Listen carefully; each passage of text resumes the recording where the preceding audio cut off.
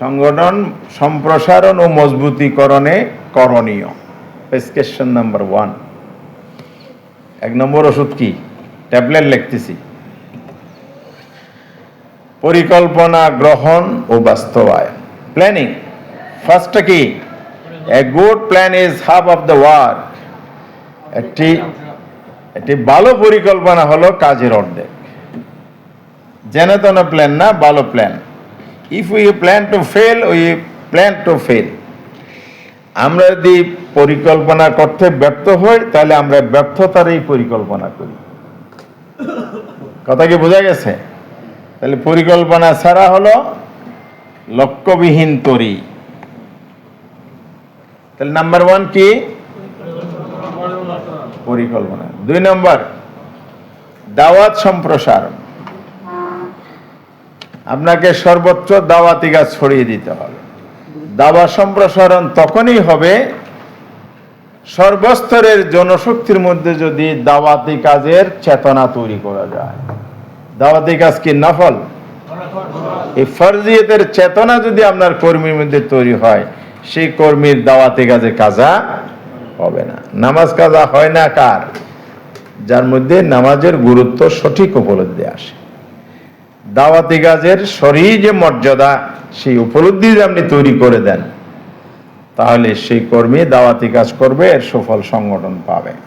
Personal দাওয়াতি কাজ, পারিবারিক দাওয়াতি কাজ, গ্রুপ ভিত্তিক দাওয়াতি কাজ, বিভিন্ন সভা সমাবেশের মাধ্যমে দাওয়াতি কাজ, উপায় উপকরণ, লিটারেচার, তাফসির, হাদিস, বিলি বন্টন, এগুলোর মধ্যে দাওয়াতি কাজ।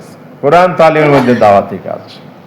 সময় নেই, ব্যাখ্যা করতে পারছি না। প্রযুক্তির মাধ্যমে দাওয়াতি কাজ, ডিজিটাল প্ল্যাটফর্মেও দ্বীনের দাওয়াত দেয়া যায়।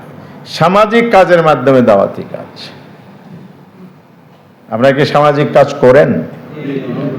কিন্তু সামাজিক কাজের ফলাফল কি দাওয়াতের পর্যায়ে নিয়ে আসতে পারেন? নো। আমি নো কেন বললাম? গোশত দেন কোরবানির, শীতের বস্ত্র দেন, কম্বল, ঈদের সময়, রোজার সময় সেমাই চিনি দেন, দেন না? খেজুরও দেন পারলে। কিন্তু যারে দিলেন, ত্রাণ দিলেন, দুর্যোগে দরিদ্র মানুষ সাহায্য করলেন, অনেক কিছু করলেন। কেন করলেন? তার অভাব দূর করার জন্য, দুনিয়ার সুখ এবং শান্তির জন্য। কিন্তু পরকালীন নাজাতের জন্য কি আপনি তার কল্যাণ এবং সেবা দিয়েছেন? কুনতুম খায়রা উম্মাহ উখরিজাত লিন-নাস তা'মুরুনা বিল মারুফ ওয়া তানহাউনা আনিল মুনকার। লিন-নাস, মানুষের কল্যাণে মানুষ, কোরআন বলছে। আসল কল্যাণ কোনটা? রিলিফ দেয়া। আসল কল্যাণ হচ্ছে আমর বিল মারুফ ওয়া নাহি আনিল মুনকার। তা আপনি তো কাজের কৌশলটাকে নিয়েছেন, কিন্তু তার লক্ষ্যটাকে কিন্তু বাছাই করতে পারেন নাই। সেবাটা কৌশল। সেবাটা কি? তার সাথে সম্পর্ক স্থাপন, সম্প্রীতি স্থাপনের কৌশল। কিন্তু এটাকে দাওয়াতি কাজে রূপান্তর করে তার আখিরাতের নাজাত এনশিওর করা, এই লক্ষ্যে তো আপনাকে কাজ করতে হবে। সেই জায়গাতে আমরা পৌঁছতে পারি না। এই জন্য দাওয়াত সম্প্রসারণ করতে হবে। নির্বাচনী কাজও একটা বড় ধরনের দাওয়াতি কাজ, ঠিক কিনা বলেন? আমরা বিজয়ের জন্য ইলেকশন করব, এটা ঠিক, কিন্তু আমার মকসদ যেন থাকে এই লোকটা ইলেকশন ওয়ার্কের মধ্য দিয়ে যাতে আগামী দিনের আমাদের কর্মী হয়ে যায়। কি বোঝা গেছে কিনা? আমার আর এখানে বলার সুযোগ নেই। তারপরে হচ্ছে সংগঠন নেটওয়ার্ক তৈরির জন্য এই সেবামূলক কার্যক্রম। 3 নম্বর কি? সেবামূলক কার্যক্রম। তাহলে সংগঠন বাড়বে, বাড়বে কিনা? আচ্ছা, এরপর 4 নম্বর হচ্ছে সাংগঠনিক মজবুতির জন্য। একটা বললাম সম্প্রসারণের কথা। মজবুতি অর্জনের করণীয় 1 নম্বর সর্বস্তরে যোগ্য নেতৃত্বের সমাবেশ। এটা কি বোঝা গেছে? ওই যে বিপ্লবের চালিকা শক্তি কি মনে নাই? নেতৃত্ব, লিডারশিপ। আন্দোলন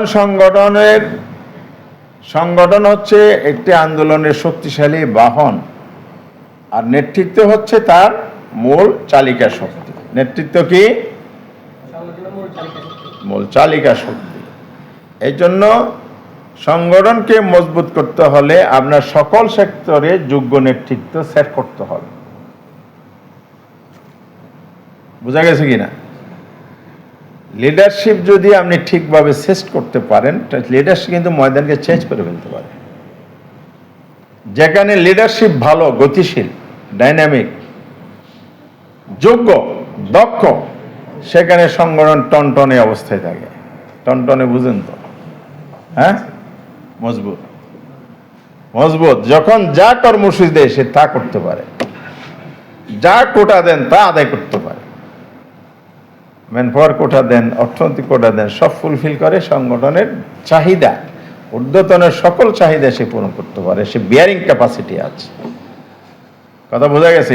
ইঞ্জিনিয়াররা বিল্ডিং বানায় না, লোড বিয়ারিং করে, ডিস্ট্রিবিউট করে। সিভিল ইঞ্জিনিয়ার কে কে আছেন? ভুল হইলে বলেন, আমি তো আর ইঞ্জিনিয়ার না। তাহলে মজবুত যদি আপনার যদি এই যে ছাদের লোডটা যাতে বিম আর ফিলার ঠিকভাবে লোডটা ক্যারি করতে পারে, বহন করতে পারে, সেভাবে ডিজাইন করা হয়। এখানেও কিন্তু তাই। সংগঠন যদি ঠিকভাবে কাজ করে, মজবুত অবস্থায় থাকে, যে কোনো প্রোগ্রাম সে বাস্তবায়ন করতে পারে, যে কোনো পরিকল্পনা যেন বাস্তবায়ন করতে পারে। তাহলে এটা কার উপর নির্ভর করে? নেতৃত্বের উপর। এরপরে হচ্ছে জনশক্তির মান উন্নয়নের ধারাবাহিকতা থাকতে হবে।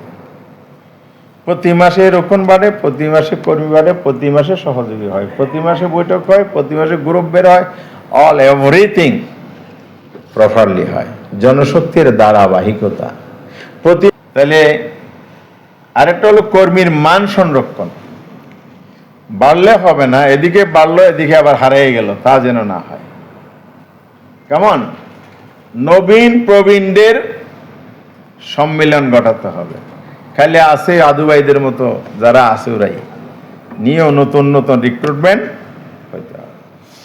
এরপরে হচ্ছে সংগঠন মজবুতির জন্য সংগঠনের নেটওয়ার্ক এবং কাঠামো মজবুতকরণ।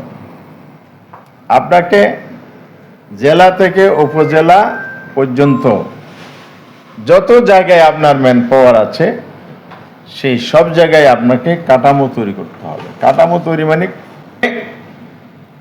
সংগঠন মজবুতকরণে করণীয় অনেক কথাই আছে। বিভাগগুলোকে শক্তিশালী করা। বিভাগ মানে সংগঠনের যে অফিস বিভাগ, তারবিয়া বিভাগ বা এরকম বিভাগ আছে না, সেই বিভাগগুলো যাতে সচল থাকে, সক্রিয় থাকে। এরপরে ভারসাম্যমুখী তৎপরতা।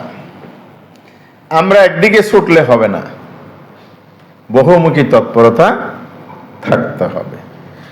এই বহুমুখী তৎপরতার জন্য প্রয়োজন হলো সকল জনশক্তিকে কাজ দেয়া, কাজ নেয়া, কাজের আওতায় রাখা। কিছু লোক কাজ করে আর কিছু লোক তালিকে আছে, কাজে নাই।